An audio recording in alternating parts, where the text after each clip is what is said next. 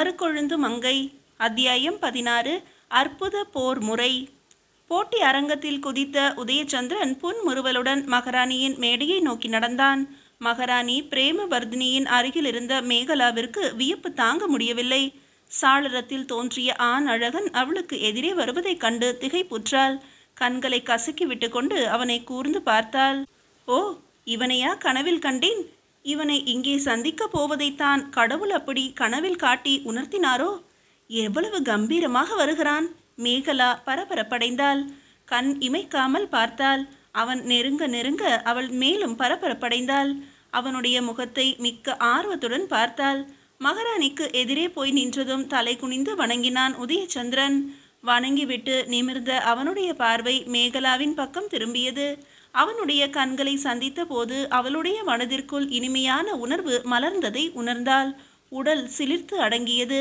அவளுடைய பார்வை தன்னையே வெறித்ததை உணர்ந்த உதயச்சந்திரன் தன் பார்வையை திசை திருப்பினான். மேகலா தன்னை பார்த்து முறுவலித்ததாக நினைத்து கொண்டான். மீண்டும் அவனுடைய பார்வை அவளிடம் திரும்பிய போது அவளிடம் சித்திரமாயன் ஏதோ கூறிக்கொண்டிருந்தான். தன்னை கோட்டை வாயிலில் சவுக்கால் அடித்ததைத்தான் கூறுகிறானோ என்ற சந்தேகம் உதயச்சந்திரனிடம் எழவே அவனுள் கோபம் கிளர்ந்து எழுந்தது. சட்டென்று திரும்பி நடக்க முனைந்தான். அப்போது சித்திரமாயனின் குரல் கேட்டது. வீரனே, உன் பெயர் என்ன என்று. சித்திரமாயன் திரும்பி கண் கொட்டாமல் உதயச்சந்திரனை பார்த்து கொண்டே இருந்தான். உதயச்சந்திரன் திரும்பி அவனை பார்த்து உதயச்சந்திரன் என்றான். மேகலாவின் உதடுகள் அந்த பெயரை முணுமுணுத்தன. வீரனே, உனக்கு வேண்டிய குத்துவாளை பெற்றுக்கொள்ளலாம் என்றான் சித்திரமாயன். எனக்கு ஆயுதம் தேவையில்லை என்றான் உதயச்சந்திரன். ஆ, ஆயுதம் இல்லாமலா? எப்படி தாக்க முடியும்? இதோ இதை பெற்றுக்கொள் என்று கூறிய இளவரசன் அருகில் நின்ற வானராயனை பார்த்து கையை அசைத்தான். உடனே வானராயன் தன் இடையிலிருந்த குத்துவாளை எடுத்து உதயச்சந்திரனிடம் வீசினான். தன்னை நோக்கி பறந்து வந்த வாளை லாவகமாக பற்றி கொண்ட உதயச்சந்திரன், நன்றி இளவரசே, எனக்கு ஆயுதம் தேவையில்லை. இந்த யானையை சாய்க்க என் கைகளே போதும் என்று கூறிவிட்டு குத்துவாளை வானராயனை நோக்கி திருப்பி வீசி எறிந்தான். மாணவர்கள் இருந்த மேடையிலிருந்து உற்சாக ஆரவாரம் எழுந்தது. திமிர் பிடித்தவன், வீணாக சாக போகிறான் என்று இளவரசன் முனகினான். மேகலாவோ கலக்கமடைந்தாள். ஐயோ, அந்த கொடிய முரடனிடம் நீ ஆயுதமின்றியே போரிடுவதா? உன்னுடைய அழகிய மேனி அந்த முரடனிடம் சிக்கி சின்ன பின்னமாகிவிடுமே. வேண்டாம் வீரனே, விஷப்பரீட்சை வேண்டாம். அவளது மனம் ஓலமிட்டது. மக்கள் திகைத்தனர். கூட்டத்திலிருந்து பலர் அவனை ஆயுதம் பெற்றுக்கொள்ளும்படி கூவினர். உதயச்சந்திரன் வேறு எதையும் கவனியாமல் அரங்கின் நடுவே நின்று கொண்டிருந்த பல்லவ வீரனை நோக்கி நடந்தான். இலங்கை வீரர்கள் அவனை உற்சாகப்படுத்த ஆரவாரம் செய்தார்கள். பார்வையாளர் பகுதியில் இருந்த பெண்கள் அவனுக்காக இறங்கி வருந்தினர். ஐயோ பாவம் என்று சில பெண்கள் வாய்விட்டே அரற்றினர். உதயச்சந்திரனும் பல்லவ வீரனும் எதிர்க்க ஆயுதமாகி விட்டனர். போட்டி மைதானமே மூச்சுவிட மறந்து போய் திகைத்திருந்தது. ஊசி விழுந்தால் கூட ஒலி கேட்கும். எல்லோருடைய மனதிலும் பதைப்பதைப்பு. அரங்கத்தில் இருவரும் சில வினாடிகள் ஒருவரையொருவர் பார்த்து கொண்டனர். பல்லவ வீரன் குத்துவாளை கையில் ஏந்தியபடி இரையை நோக்கும் புலியைப் போல உருமினான். உதயச்சந்திரன் எச்சலனமும் இல்லாமல் கால்களை சற்று அகற்றி நின்றவாறு இரு கைகளையும் சற்று முன்னே நீட்டி தயாராக நின்றான். திடீரென்று பல்லவ வீரன் குத்துவாளால் தாக்கினான். உதயச்சந்திரன் சாமர்த்தியமாக விலகவே இலக்கு தவறிய வேகத்தில் பல்லவ வீரன் சற்று தடுமாறினான்.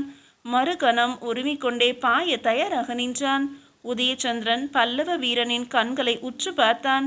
திடீரென்று உதயச்சந்திரனின் வலது கரம் மட்டும் இயங்கியது.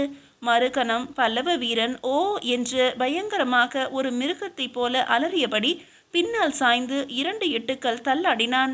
பிறகு கீழே விழுந்து அலறி துடித்தான். அவனுடைய ஒரு கண்ணிலிருந்து இரத்தம் கொட்டி அவன் முகத்தை விகாரப்படுத்தி கொண்டிருந்தது. அவன் கையில் இருந்த குத்துவாள் தூர போய் விழுந்து கிடந்தது. உதயச்சந்திரன் பாய்ந்து சென்று கீழே கதறிக்கொண்டிருந்த பல்லவ வீரனின் ஒரு காலை பற்றி முறுக்கி முதுகில் மிதித்தபடி திருகினான். பல்லவ வீரன் துடித்து கதறி எழுதான். வீரனே, தோல்வியை ஒப்புக்கொள்கிறாயா கேட்டான் உதயச்சந்திரன். தோற்றேன் தோற்றேன், என்னை விட்டுவிடு என்றான் பல்லவ வீரன். அவனை உதறிவிட்டு உதயச்சந்திரன் வெற்றி பெருமையுடன் மகாராணியை நோக்கி நடந்தான். எல்லாம் சில கண நேரங்களுக்குள் நடைபெற்று முடிந்துவிட்டன. அரங்கில் என்ன நேர்ந்தது என்றே பார்வையாளர்களுக்கு புரியவில்லை. ஒரு மின் வெட்டும் நேரத்தில் உதயச்சந்திரன் அசைந்தது தெரிந்தது. உடனே பல்லவ வீரன் சாய்ந்தது தெரிந்தது. ஒரு முரட்டு வீரனை சில வினாடிகளுக்குள் ஆயுதமின்றியே வீழ்த்திவிட்ட அதிசயத்தை மக்களால் நம்பவே முடியவில்லை. ஒரு பெரிய போராட்டத்தை எதிர்பார்த்திருந்த மக்களுக்கு சில வினாடிகளுக்குள் சண்டை முடிந்துவிட்டது ஏமாற்றத்தை கொடுத்தது. உதயச்சந்திரன் மகாராணியை நோக்கி நடந்தபோது மக்கள் உற்சாகத்தினால் ஆரவாரம் செய்தனர். பெண்கள் பெருமகிழ்ச்சியால் கை கொட்டினார்கள். மாணவர்கள் துள்ளி குதித்தனர். லீனா மகிழ்ச்சி தாழாமல் டெங்லியின் மனைவியை இறுக கட்டிக்கொண்டாள். நிச்சயம் வெற்றி பெறுவான் என்று எனக்கு தெரியும் என்றான் ராஜன் நம்பூதிரி.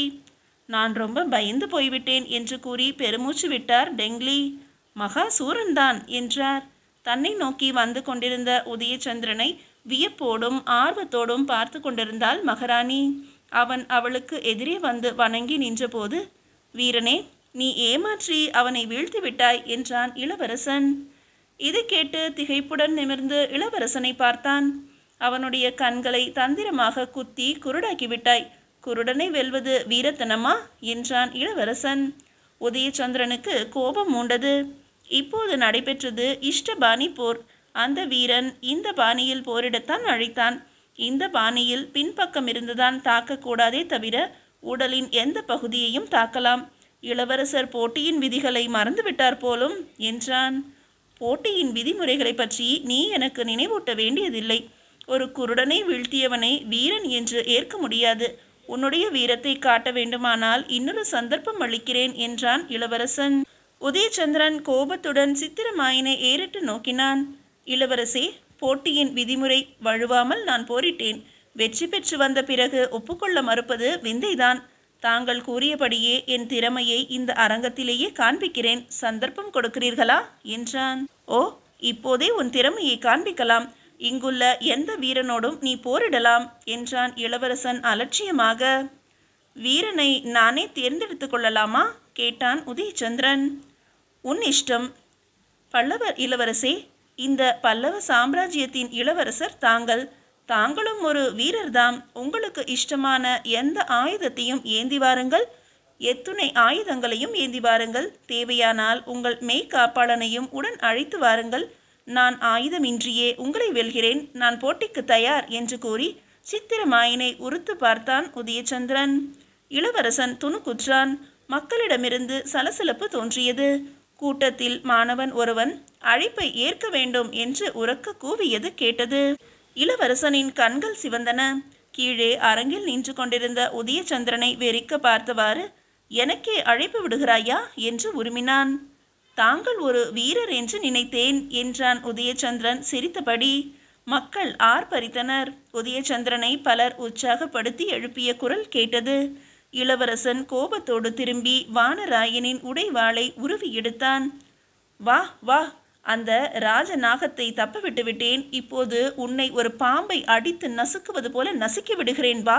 உதயச்சந்திரன் உள்ளூர குமுறினான். அப்போது முதன் மந்திரி தரணி கொண்ட போசர் எழுந்து இடைமறித்தார். பொறுங்கள் இளவரசே, தாங்கள் போட்டியில் ஈடுபடலாகாது. பொறுமையாக அமருங்கள் என்று கூறிவிட்டு உதயச்சந்திரனிடம் திரும்பி, வீரனே, ராஜ குடும்பத்தினர் இந்த போட்டியில் பங்கு கொள்ளக்கூடாது. ஆகவே உன்னுடைய வலிந்த அழைப்பை இளவரசர் ஏற்க தயாராக இருந்தாலும் அவர் இந்த போட்டியில் பங்கேற்க முடியாது.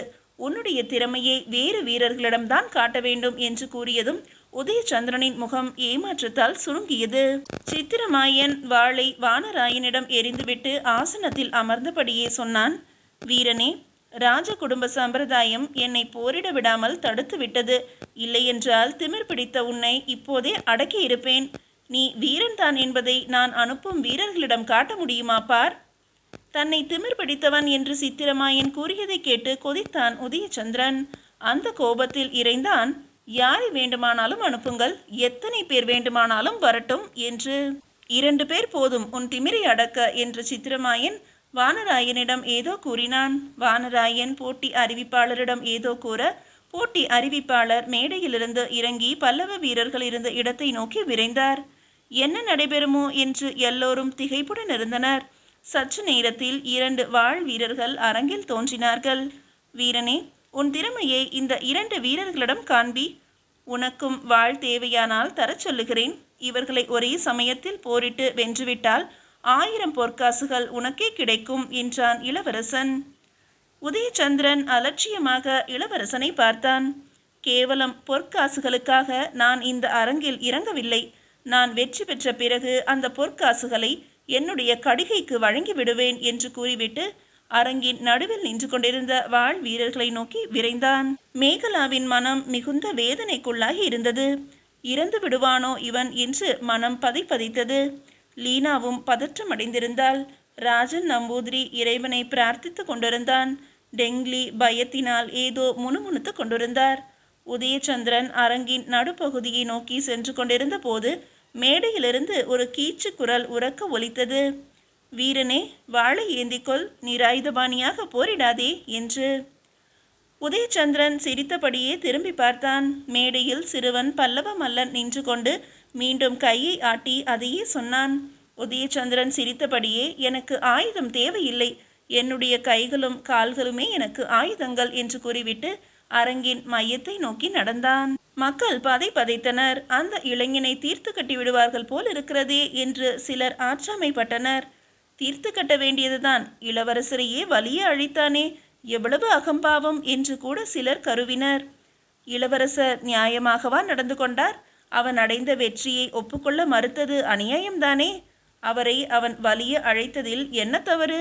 வீர போட்டியில் ராஜவம்சம் என்ன, சாதாரண வம்சம் என்ன, வீரத்தில் ராஜவீரம் பிரஜை வீரம் என்றா இருக்கிறது என்று யாரோ ஒருவன் கூறினான்.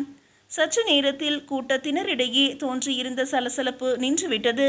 எல்லோருடைய கவனமும் அரங்கத்தில் நிலைத்து நின்றது. வாளேந்தி நின்ற வீரர்கள் இருவரும் உதயச்சந்திரனை தாக்க ஆயத்தமானார்கள். உதயச்சந்திரன் அவர்களுக்கு முன்னே நிராயுதபாணியாக நின்றான். இரண்டு ஓநாய்களுக்கு இடையே அழகான ஒரு முயல் குட்டி நிற்பது போல் இருந்தது. ஆனால் இந்த முயல் குட்டி எவ்வளவு கம்பீரமாக நிற்கிறது! தாக்குதலை எதிர்நோக்கி தயாராக இருந்தான் உதயச்சந்திரன்.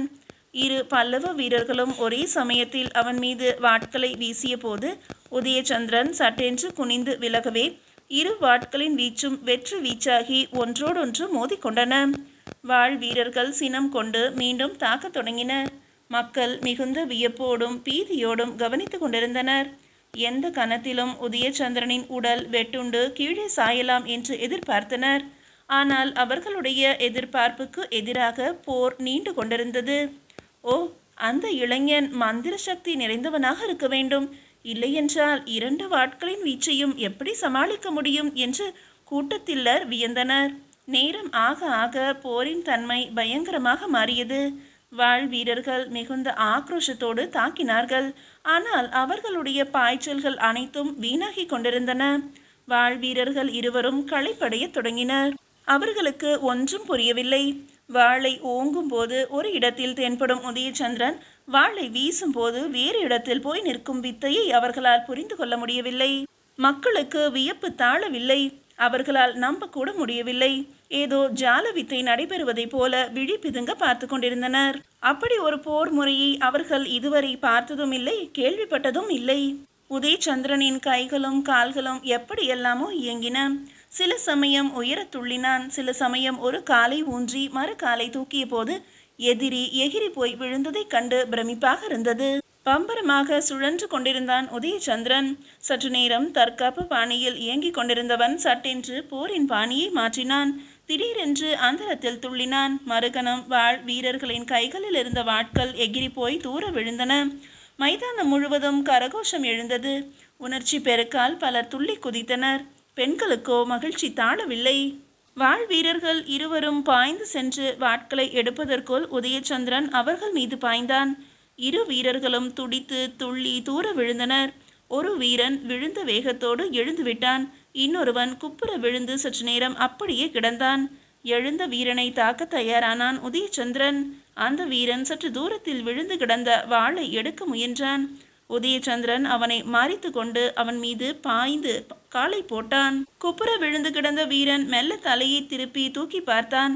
உதயச்சந்திரன் மறுபக்கமாக திரும்பி மற்றவனை எதிர்க்க தயாராக நின்றதை கண்டதும் எட்டிய தூரத்தில் கிடந்த வாளை பற்றியவாறு துள்ளி எழுந்து உதயச்சந்திரனின் பின்புறத்தில் பாய்ந்தான்.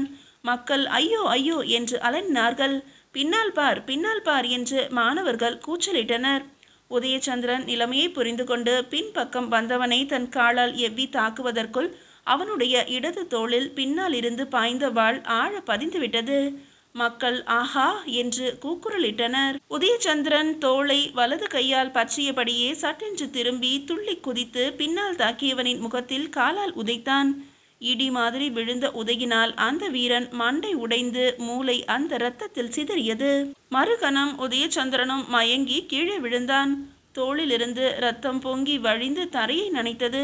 எஞ்சி இருந்த வீரன் பாய்ந்து கீழே கிடந்த வாளினை எடுத்துக்கொண்டு குருதிக்குள் மயங்கி கிடந்த உதயச்சந்திரனை நெருங்கினான். ஒரு கணம் நிமிர்ந்து மேடையில் இருந்த இளவரசனை பார்த்தான். இளவரசன் தலையை அசைத்தான். மறுகணம் அந்த வீரன் உதயச்சந்திரனை கொல்ல வாளினை ஓங்கினான். திகைப்பினால் மைதானமே ஊமையாகி கிடந்தது. அப்போது நிறுத்து என்று மேடையிலிருந்து ஒரு உரத்த குரல் கேட்டது. சிறுவன் பல்லவ மல்லன் எழுந்து நின்றவாறு கோபத்துடன் கூறினான், நிறுத்து, பின்னால் இருந்து தாக்கியது அநியாயம். கீழே மயங்கி விழுந்தவனை தொடாதே, போ வெளியே. வாளை ஓங்கி நின்ற வீரன் திகைத்தபடி நின்றான். மாணவர்கள் பக்கமிருந்து போ வெளியே, விலகிப்போ என்று கூச்சல் கிளம்பியது. அநியாயம், பின்னால் இருந்து தாக்கியது அநியாயம் என்று மக்கள் கூக்குரலிட்டனர். மாணவர்கள் பலர் தங்கள் இருக்கைகளில் இருந்து எழுந்து அரங்கத்துக்குள் செல்ல முயன்றனர். காவலர்கள் தடுத்து நிறுத்தி கொண்டிருந்தார்கள். மைதானத்தில் பெரும் கலகம் விளைந்துவிடும் போல் இருந்தது. நிலைமையை புரிந்து கொண்ட முதன் மந்திரி அரங்கில் வாளேந்தி நின்று கொண்டிருந்த வீரனை நோக்கி, அப்பால் போ சீக்கிரம் என்று உத்தரவிட்டார். இளவரசன் கோபத்துடன் திரும்பி முதன் மந்திரியை வெறிக்க பார்த்தான். அரங்கத்தில் நின்ற வாள் வீரன் சற்று தயங்கவே முதன் மந்திரி கோபத்தில் கர்ஜித்தார். வீரனே, உடனே வெளியே போ, போ சீக்கிரம் என்றார். வாள் வீரன் குனிந்தபடியே அரங்கத்தை விட்டு விலகிச் சென்றான். பார்வையாளர்களிடையே பரபரப்பும் குழப்பமும் தோன்றின. லீனா மயங்கி டெங்லியின் மனைவி மீது சாய்ந்து விட்டாள். ராஜன் நம்பூதிரி பதற்றம் அடைந்தவனாய் டெங்லியை பார்த்தான். வா, அவனை வீட்டுக்கு எடுத்து சென்று விடலாம், விரைவில் மருந்திட வேண்டும், வா போகலாம் என்று அவனிடம் கூறி எழுந்த டெங்லி தம் மனைவியை பார்த்து லீனாவை பத்திரமாக கூட்டிக் கொண்டு ரதத்துக்கு வருமாறு சைகை செய்துவிட்டு போட்டி அரங்கை நோக்கி விரைந்தார். அவருக்கு பின்னே பதற்றத்துடன் ராஜன் நம்பூதிரியும் ஓடினான். மீதியை அடுத்த அத்தியாயத்தில் காணலாம்.